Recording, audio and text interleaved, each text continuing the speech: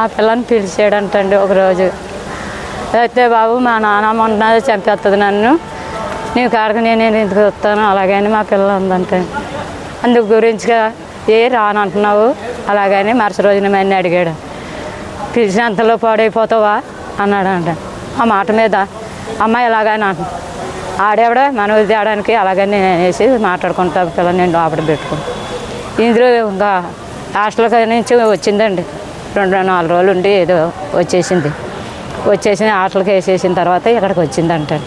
ఇక్కడికి వచ్చిన తర్వాత ఆ యదవ మన్నీ ఇక్కడికి వచ్చాడు. ఆ యదవ వచ్చి ఇలాగా వాళ్ళ తాతనండి నేను సంతకం చేస్తాను ఇవ్వమని అడిగాడు అంట. ఓనరా ఆవిడని మేట్రామ్మ గారిని అడిగితే ఆవిడ అన్నదానని అయితే సంతకం చేసేది అప్పుడు నేను దేబెట్టకపోవడం ఏంటంటే వాళ్ళ తాతలు అంటున్నావు దేబెడతాను అలాగని ఆవిడ దేబెట్టిందంట. అది తీసుకోవడం అక్కడికి వెళ్ళిపోయాడు అంటండి. సముద్ర పక్కకి పోయి ఆ పిల్లలు అసలు కరే కదా కానీ తొంగమంటే అని అంటుంటే ఆ పిల్లని కొట్టాడు అంటండి.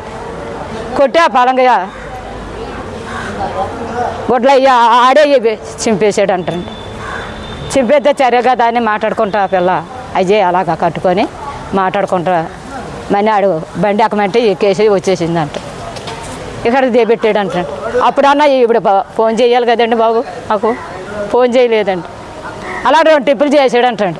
2 ట్రిప్పులు చేసినప్పుడు అన్న 2 ట్రిప్పులు అన్న అమ్మాయి ఇలాగ అంటున్నాడు ఫలానా అతను ఇలాగ తాత అంట.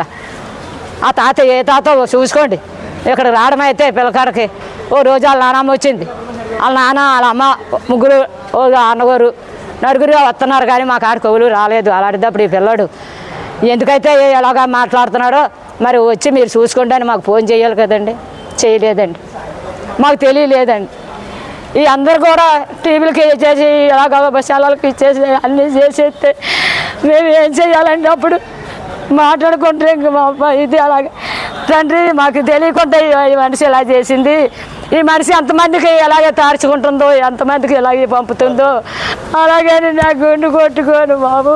నేను రాత్రి ఆయన పట్టుకొని ఆ స్టేషన్కి వేసేస్తే ఆ స్టేషన్ నుంచి ఈ స్టేషన్కి వేసేసారండి బాబు. అని చూడండి అంత కథ నేర్పుతున్నారు వీళ్ళు. ఏం చేయను బాబయ్య, మేము చూస్తే లేని వాళ్ళు మేము అడుక్కొని తిని వాళ్ళవి. దాని తాత చూస్తే బండి మీద ఉంటాడండి, అడుక్కుంటాడు. కాళ్ళు లేవు చేతులు లేవు. అలాంటి తాత అంటే వీళ్ళు నమ్మేసి ఆ పిల్లని దేబేడేసారు అంటే ఇలాగ ఎంతమంది దేబెడతారు చెప్పండి? ఇదండి జరిగిన కథ. ఇలా చేశారు బాబయ్య.